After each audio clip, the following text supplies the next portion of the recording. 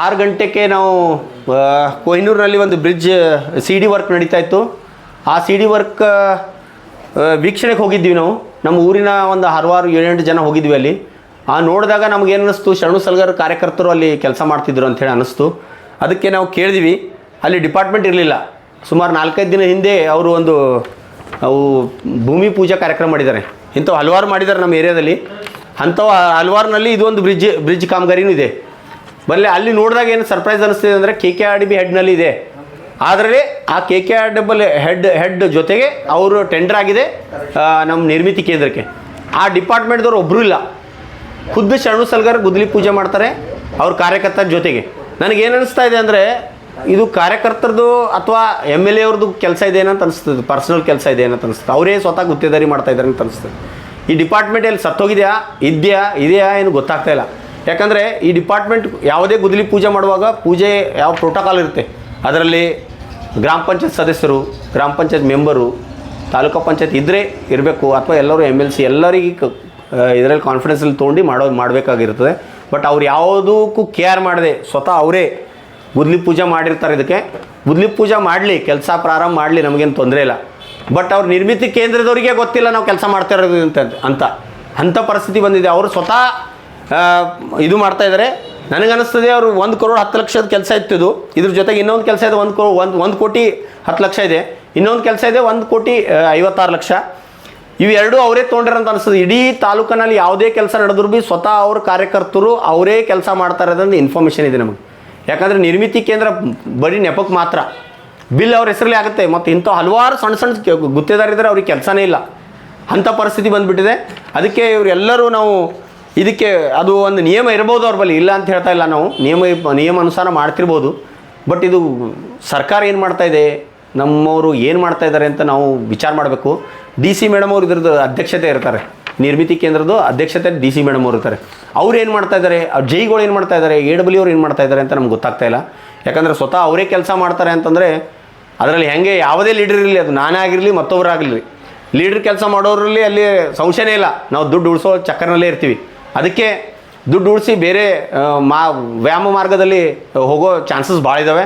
ಅದಕ್ಕೆ ಸ್ವತಃ ಗುತ್ತೇದಾರ ಅಥವಾ ನಿರ್ಮಿತಿ ಕೇಂದ್ರದವರೇ ಬಂದು ಮಾಡಬೇಕು ಅಂತ ಉದ್ದೇಶದಿಂದ ನಾವು ಅಲ್ಲಿ ಹೋಗಿದ್ವಿ. ಅಲ್ಲಿ ಹೋದಾಗ ನಮ್ಮ ಮೇಲೆ ನೇರವಾಗಿ ಹಲ್ಲೆ ಮಾಡ್ತಾರೆ ಶರಣು ಸಲ್ಗರ್. ಅವರು ಅಪವಾಚ್ಯ ಶಬ್ದದಲ್ಲಿ ಮಾತಾಡ್ತಾರೆ. ನೀನು ನೋಡ್ಕೋತೀನಿ, ನೀನು ಯಾವಾಗಲೂ ನಮ್ಮ ಜೊತೆ, ನಾನು ಯಾವಾಗಲೂ ವಿರುದ್ಧ ನಿಂದಿರ್ತಾ ಇದ್ದಿ, ನೀನು ನೋಡ್ಕೋತೀನಿ ಅನ್ನೋ ಮಾತಾಡಿದ್ರು. ಅದ್ರ ಜೊತೆಗೆ ಅವ್ರ ಜೊತೆ ಸಂಗಡಿಗರು ಸೂರ್ಯಕಾಂತ್ ಚಿಲ್ಲಬಟ್ಟಿ ಡೈರೆಕ್ಟ್ ಕಾಲರ್ ಹಿಡ್ಕೊಂಡು ನಮ್ಮ ಕಾಲರ್ ಹಿಡಿದು ನಮಗೆ ಹೊಡೆಯುವಂಥ ಪ್ರಯತ್ನ ಮಾಡಿದರು. ಅದ್ರ ಜೊತೆಗೆ ಸಂಜು ಮೂಲ್ಗೆ ಅಂತ ಅವರು ಇದ್ದರು. ಅವ್ರ ಜೊತೆಗೆ 4-5 ಜನ ನಮ್ಮ ಊರದವ್ರು ಇದ್ದರು. ಶಿವಶರಣಪ್ಪ ಸಂತಾಜಿ ಅಂತ, ಅವರಂತೂ ಅಂಥ ಶಬ್ದಗಳು ಕೇಳಿದರೆ ಚಪ್ಪಲಿಲೇ ಹೊಡೆಯೋದಂಥ ಮಾತು ಅವೆಲ್ಲ ಮಾತಾಡಿದ್ರೆ ಅದು ನಾವು ಮಾತಾಡೋಂಗಿಲ್ಲ ಮೀಡಿಯಾನಲ್ಲಿ. ಅಂಥ ಭಾಳ ಅವಾಚ್ಯ ಶಬ್ದಗಳು ಇದು ಮಾಡಿದ್ದಾರೆ ಅವರು. ಅದಕ್ಕೆ ನಾವು ಇದಕ್ಕೆಲ್ಲ ಖಂಡಿಸ್ತೀವಿ.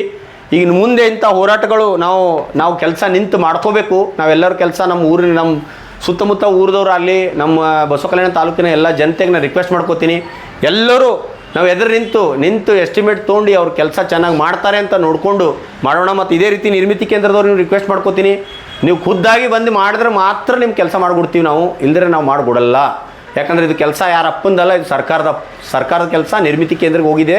ನಿರ್ಮಿತಿ ಕೇಂದ್ರ ಸ್ವತಃ ಅಲ್ಲಿ 1 crore ಹೆಂಗಿದೆ ಅಂದರೆ, ನಮ್ಮ ಇದು ಟೆಂಡರ್ ಆಗುವಾಗ 1 crore ಹೆಚ್ಚಿಗಿದ್ದರೆ ಸ್ವತಃ ಜೈ ಸೈಟ್ ಮೇಲೆ ಇರಬೇಕು ಅಂತಿದೆ, ರೂಲ್ಸ್ ಇದೆ.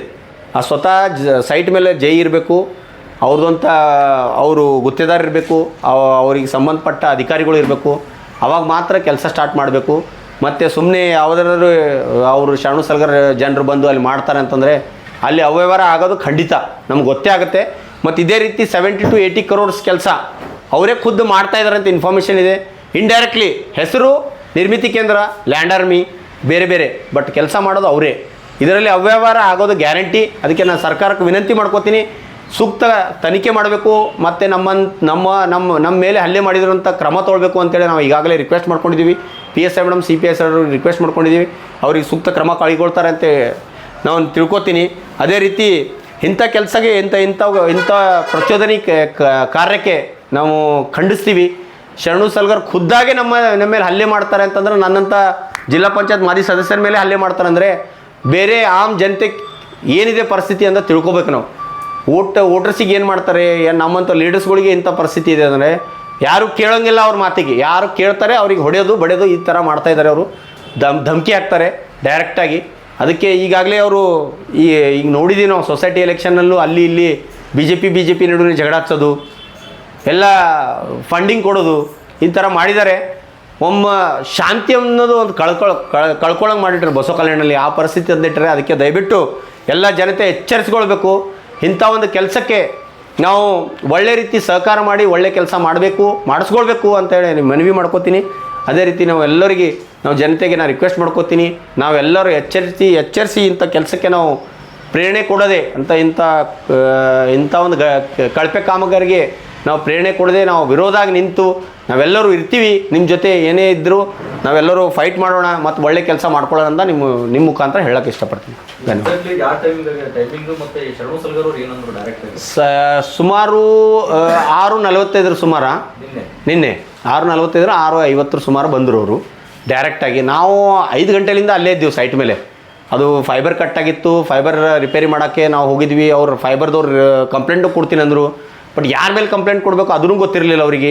ಯಾಕಂದರೆ ಅದು ಡಿಪಾರ್ಟ್ಮೆಂಟ್ ಯಾವ್ದು ಕೆಲಸ ಮಾಡ್ತಾಯಿದೆ ಅಲ್ಲಿ ಒಂದು ನೇಮ್ ಬೋರ್ಡ್ ಇರಲಿಲ್ಲ, ನಮ್ದು ಒಂದು ಬ್ಯಾರಿಕೇಡ್ ಇರಲಿಲ್ಲ, ಒಂದು ಯಾವುದೇ ರೀತಿಯಿಂದ ಯಾವುದು ಸೇಫ್ಟಿ ಪ್ರಿಕಾಷನ್ಸ್ ಇರಲಿಲ್ಲ. ಅವರು ಹಾಗೆ ರೀತಿ JCP ತಂದು ಕೆಲಸ ಮಾಡೋದ್ರಿಂದ ಪೈಪ್ಲೈನು ಕಟ್ಟಾಯಿತು, ವೈರ್ ಕಟ್ಟಾಯಿತು, ಎಲ್ಲ ಕಟ್ಟಾಯಿತು. ನಮ್ಮದು ATM ಬಂದಿತ್ತು, ನಮ್ಮದು ಎಲ್ಲ ರೀತಿಯಲ್ಲಿ ತೊಂದರೆ ಆಗಿದೆ ನಮಗೆ. ಅದಕ್ಕೆ ನಾವು ಕೇಳಕ್ಕೆ ಹೋದರೆ ಈ ಥರ ಧಮಕಿ ಮಾಡ್ತಾರೆ. ಅಂದರೆ ಸುಮಾರು 7 ಗಂಟೆಗೆ ಸುಮಾರು ಅವ್ರು ಬಂದು ಖುದ್ದಾಗ ಗಾಡಿಲಿಂದ ಇಳಿದು ನೀನು ನೋಡ್ಕೋತೀನಿ ಮಗನ, ನೀನು ಪ್ರತಿಯೊಂದು ವಿಷಯದಾಗ ನಾನು ನಡು ಬರ್ತಾಯಿದ್ದಿ, ನೀನು ನೋಡ್ಕೋತೀನಿ ನಾಳೆ ಅಂತ ನಾವು ಮಾತಾಡಿದರು. ಅದೇ ರೀತಿ ನಾವು ಅವ್ರ ಜೊತೆ ಸಂವಾದ ಮಾಡೋವರೆಗೆ